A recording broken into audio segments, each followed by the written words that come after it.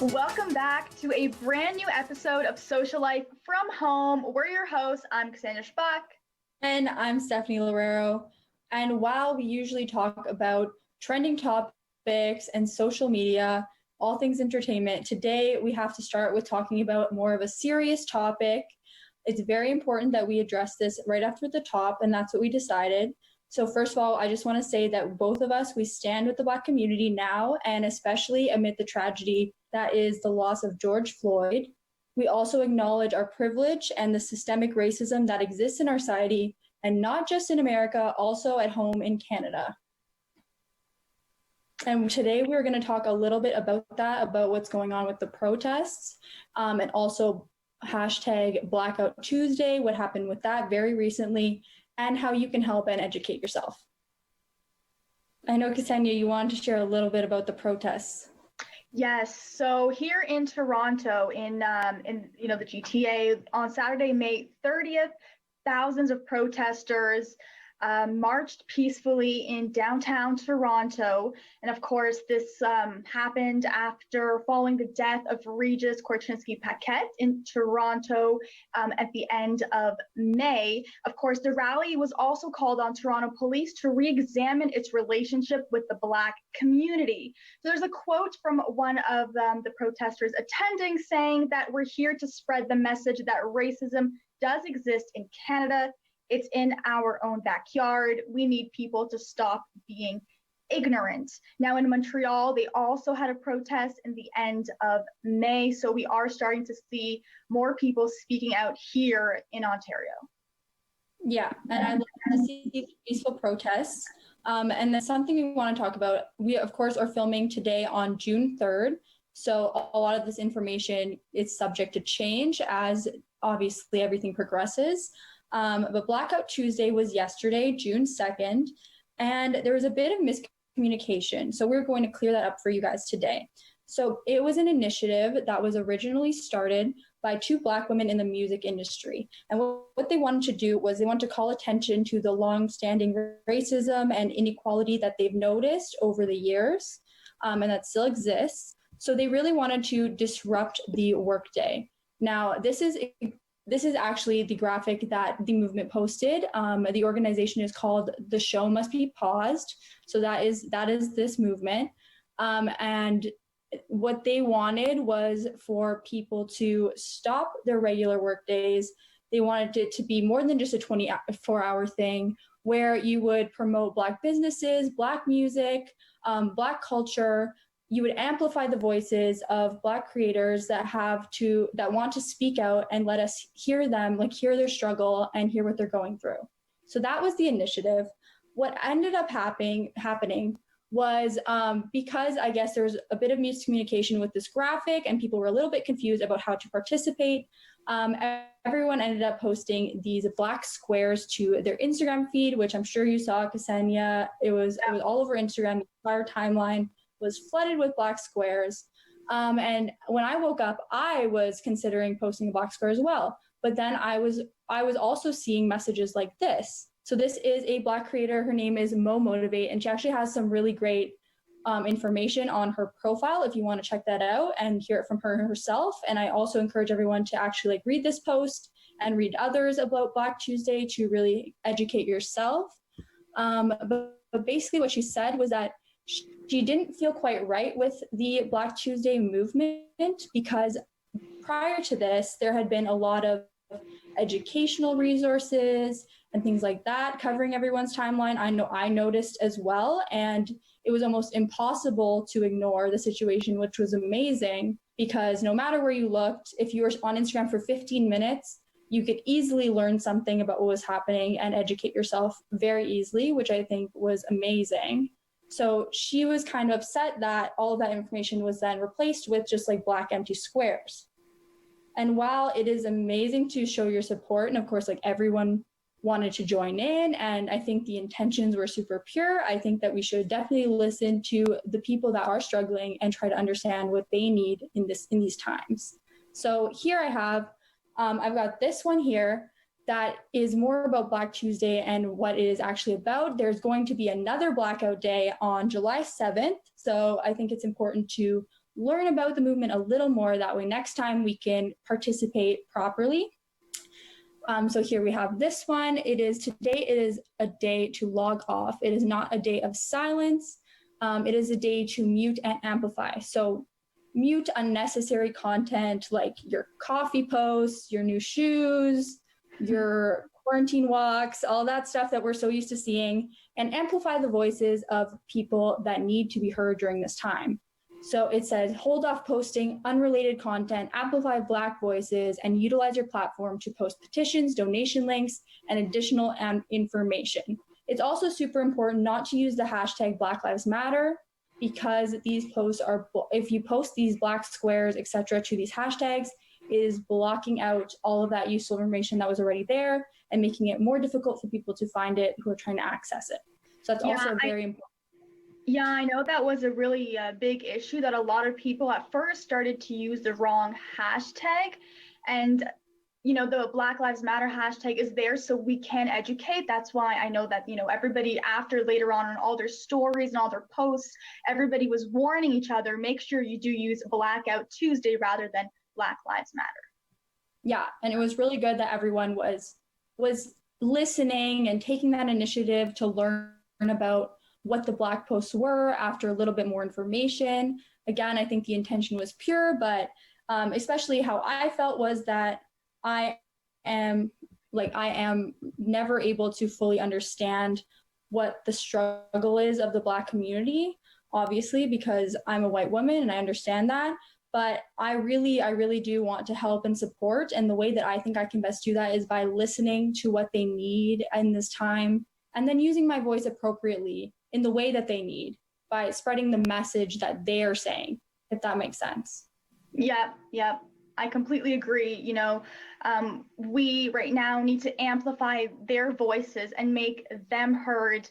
And I think for me right now, I'm living with my nieces and nephews. And for me, the biggest thing right now is teaching my nephew and my nieces about, this matter, because they are the future. They are the future generation. Rome wasn't built in one day, right? So If we want to see change, it won't happen overnight, but educating the younger generation is super important. No, I completely agree. And each generation, we become more open to new ideas and more open to listening and new cultures and everything. So I think it will just improve every single generation, but it really starts right now with people being willing to speak up and say it's not right? Yep. And I know right now this might be kind of a hard turn, but June is also Pride Month, and we do want to acknowledge that, from June 1st, it was Pride Month, so happy Pride. It's a time to also celebrate and support our LGBTQ2S+ community and fight back against any form of discrimination, harassment, and violence. Of course, this honors the June 1969 Stonewall riots that happened in New York City. So Toronto Pride is actually the largest Pride celebration in North America, and it's one of the country's top arts and cultural festivals showcasing diversity, inclusion, and creativity that started in 1981. Now, I know that York Region is also going to host a Pride Parade. Of course, now we talked about this in our previous episode, but because of the pandemic, Pride will be virtual this year. It will all be happening online. So the York Region Pride Parade will be online on June 12th, and the Toronto Pride Parade will be happening on June 26th and 28th, as well as the Dyke March and the Trans March will all be online. So if you want more information, you have to visit pridetoronto.com. And Pride Toronto, they will be hosting virtual weekly segments on various online platforms. And it's less about the party, and it's more about community engagement and, light at home entertainment. So for example, Mondays, they will feature online panels which focus on queer and trans humans' rights and LGBTQ+ trivia. Tuesday, it's more educational. So it's, learning how to vogue or put on drag makeup. Thursday, they have Collins with the queer sex therapist, and Family Pride Friday. So lots of great if you want to participate in Pride, you can do this all. There's so many great events happening, virtual parties, music nights. So it's all on pridetoronto.com. And a positive of having Pride virtual is that you don't only have to attend the Toronto Pride, right? You can do the York Region Pride Parade. You can do the Toronto Pride the same day. You can go to the Pride festivals that are happening in America, North America. That's true. You can visit prides all around the world. Yeah. So that is a good positive. Another positive thing that's been happening amid all of this tragedy and, of course, the quarantine has been the NASA astronauts actually blasting off for the first time in, I believe it is 11 years, or since 2011, from America. Oh, so they actually took off from Florida, Cape Canaveral. It was astronauts Doug Hurley and Bob Behnken, and they've arrived safely at the space station, which is amazing. It only took them a day to travel, which is pretty cool. That is fast. And the rocket is also built by Elon Musk, who is the owner of SpaceX, and he's the only private company to launch people into orbit. Of course, the only other countries that have done that have been the USA, Russia, and China, but he's the first privately owned company to do so. Oh, wow. I didn't even know that. That's very interesting. And they're going to be there for 4 months, the astronauts. I'm not really sure what the mission is about, but I think space travel is always very exciting. And it's always, it's new prospects, new planets. We know very little about space. So it definitely is an area of curiosity for me. Yeah, you know what? I agree. We don't know too much about it. And I think now that we have more time because of this pandemic and because, we're spending most of our time at home, we can actually learn more about this. And speaking of travel, of course, we have some COVID-19 updates. So Ontario, as of June 3rd, will remain under a government-ordered state of emergency until at least June 30th. But we do have some positive updates. So backcountry and Crownland camping has reopened as of June 1st. So I'm super excited about that because my family and I always go backcountry camping. And I was getting quite upset that we might be missing out this year. But on the bright side, it is happening. So there's, you can have no more than 5 people per campsite unless everyone, of course, lives in the same household. Sorry, let me just, there you go. Now, drive-in theaters, they also have reopened as of May 31st because we can't be going to the movie theaters. So here's a list of some drive-ins. I do have to mention Stardust Newmarket, which is the closest one to us. They have not yet said when they will open, but and none of them really have mentioned yet, but a lot of them are saying coming soon. So keep your eyes posted on that one. Now, of course, we do know that we do have some social distancing circles that have been placed in Trinity Bellwoods Park in Toronto after 10,000 people have gathered in the area. So, this ensures, once again, that physical distancing, which is so important. So if they found effective, they will use them in different parks. So we will see what happens with that. And of course, one more little thing quickly, they're thinking of regionally reopening the economy. They haven't really said much about that. But unfortunately, that's all the time that we have for right now. We're going to go into a quick commercial break, but don't go back because Social Life will be back after. 1, 2, 3.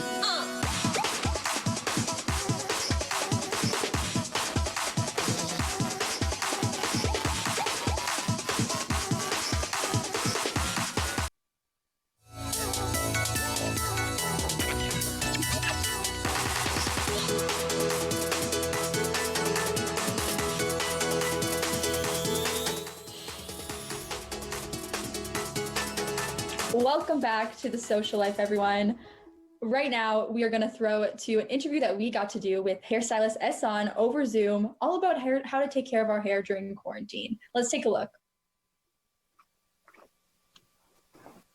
So it's been over 2 months since hair salons have been closed due to COVID-19, and I'm sure by now we're all feeling like our hair needs some love. So joining us via Zoom is hair artist and owner of Color Central Salon, Ehsan. Thanks so much for joining us. We've got lots of questions for you, so we're going to dive right in. Sounds good. So to start off, most people color their hair usually probably every 3 to 4 weeks. So now that we've been at home for so long, a lot of people have been experimenting with box hair dye to cover their regrowth. So to start us off here, should we be using box dye or should we just wait it out? Absolutely not. You guys should weigh out. The problem with box dye is it's very unpredictable. You never know what you're going to get. And sometimes a $20 box dye can result in a $300 color correction. So I recommend you don't use it. And you've told us about hair dye kits from your salon. So is that a better alternative? And can you tell us a little bit about that?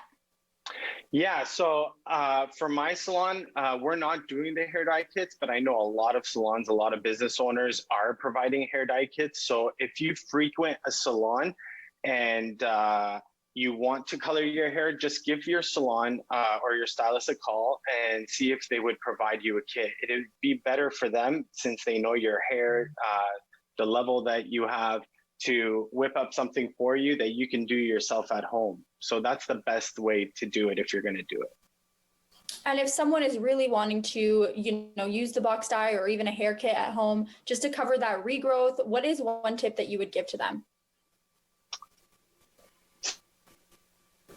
So again, I highly recommend you don't stop box dye, but if you're going to use box dye, I think the best person to do that would be somebody who has a lot of gray hair, because the peroxide that's mixed into the box dye is good for gray coverage. It would be true to tone. Color does not lift colors. So if you see someone with blonde hair and you're like, oh my God, that's so pretty, I want to get that, you will not get that. Chances are it'll go brass, orange or yellow, and you don't want that. And a big trend that we've been seeing on social media is trimming your own hair, trimming your own bangs on camera, at home, and we've seen a ton of mistakes. So what is the best technique to trim up your split ends? I know that I have a ton right here. Okay, so with trimming your hair, I'm going to also say that we don't recommend you trimming your hair just because you could be cutting a lot of your length. You could be cutting into your layers.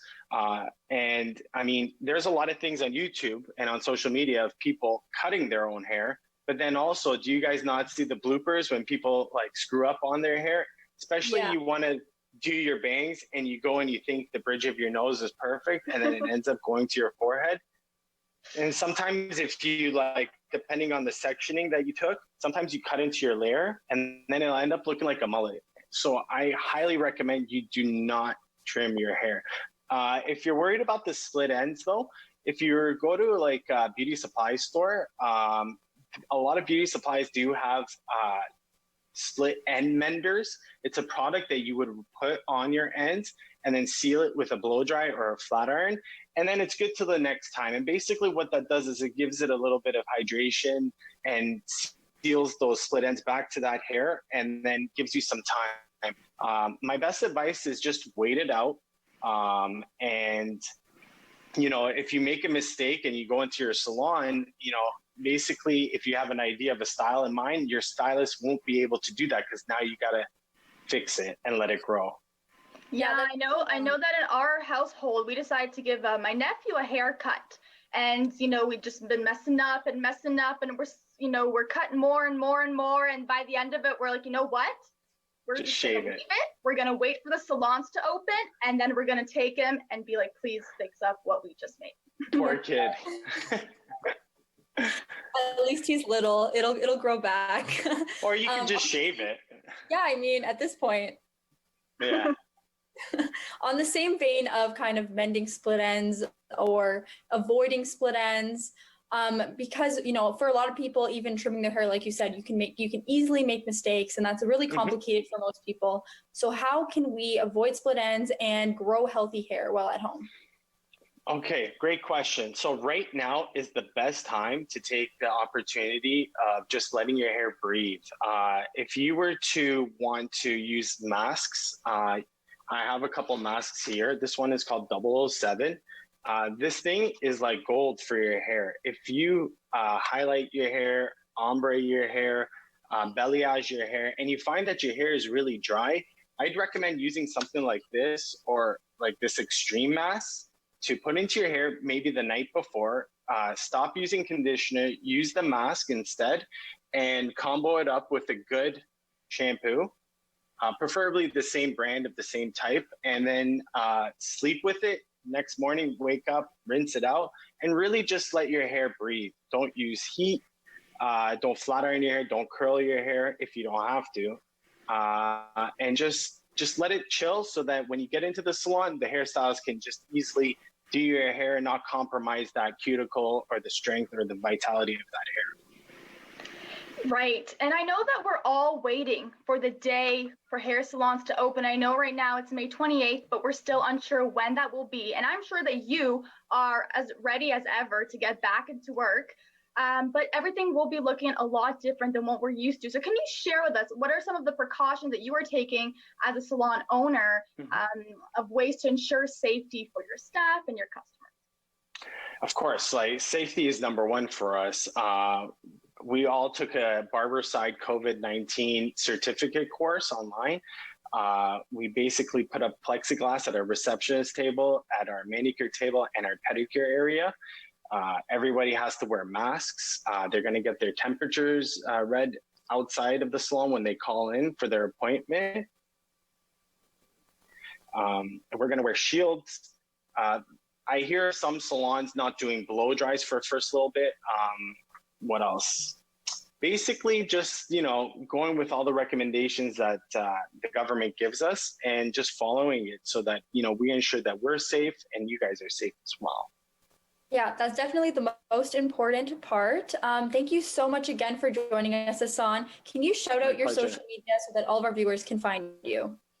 For sure. I just want to say that we won Georgina Advocate Reader's Choice Award this year. I just found that out right now. Woo! Congrats. Thank you. It's Color Central Hair Studio on Instagram and on Facebook. And my Instagram is SOnStyle. And yeah, like we can't wait to see everybody. We miss our clients so much and we can't wait to see what they've done to their hair and what we can do for them as well. Of course. Thanks again. Thank you so much. Stay safe. Great tips. I know that I really need to get my hands on that hair mask. And once again, just want to mention Color Central Salon in Keswick, Georgina. Now, I know, Steph, you have an interesting story, and we're going to throw a little bit to entertainment. You are right. It's time to talk about everybody's favorite subject, The Bachelor. Unfortunately, it's some sad news. Oh, no. Okay. Cassie and Colton have decided to break up. I felt like, I think we all, thought that it could happen. I guess the fence jump wasn't worth it. I guess not. It's actually interesting. A source close to them said that it's a very amicable split. And the reason for split is because Colton was ready for marriage and Cassie just was not. So there was kind of a disconnect there. And I think we can all say, watching their relationship unfold on screen, that they've always kind of had that dynamic where Colton is ready to take the plunge and Cassie is just not ready. Yeah, the whole season, she was so reluctant and we knew that she wasn't ready for marriage. And I believe if I'm not mistaken, she was close to our age. So she's still fairly young, 23, 24. So I guess she is not ready to take that next step. Yeah, I guess she's just not ready, and that's okay. They've decided to stay very close and said that they have a special bond that no one else can understand, obviously, because of the fact that they were on the show. Here is what Cassie posted, on her Instagram. Mm-hmm. So she just say that they're going to remain very close friends, and that they'll always be in each other's life. Colton also shared some photos as well, said it's been a crazy few months. Of course, we know that Colton actually was tested positive for COVID at the beginning of the pandemic. And he was actually quarantining with Cassie and her family, and they were taking care of him through all of this. So they were definitely spending a lot of time with each other. I'm happy that they can still remain friends because, of course, we love them together. But unfortunately, the relationship has to end.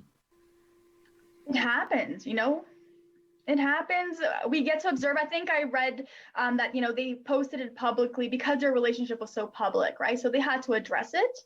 So I guess we'll see what happens, in their future. But speaking of future, we're all looking forward to the future of sports. Are you looking forward to sports, coming back finally to our TVs? I am. I really am, honestly. Well, it's been announced that the Toronto Maple Leafs are headed straight into the qualifying rounds for the 2020 playoffs. So we're talking about the NHL coming back to play. So after more than 2 months, the league announced a return to play plan that will include 24 teams, including the Leafs, that will be vying for the Stanley Cup. So fans are ecstatic that the Leafs are getting a chance at the Cup, although they would prefer for it to be under normal circumstances. But, it is what it is. So this means that all the remaining games that were suspended on March 12th will not be played. So unfortunately, the season is over for Ottawa and a handful of teams. And they're also considering 2 city hubs. So Toronto is one of them. Of course, Vancouver is in the talks. Chicago, LA, we're not sure. So it could be probably somewhere here in Ontario. High hopes.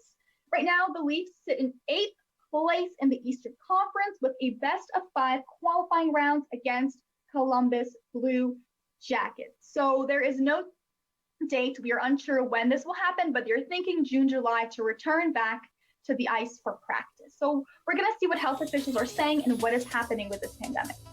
Very excited.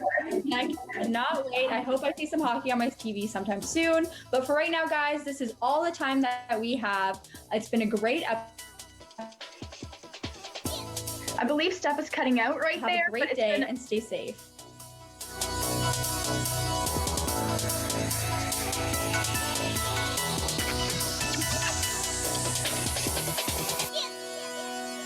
One, two, three.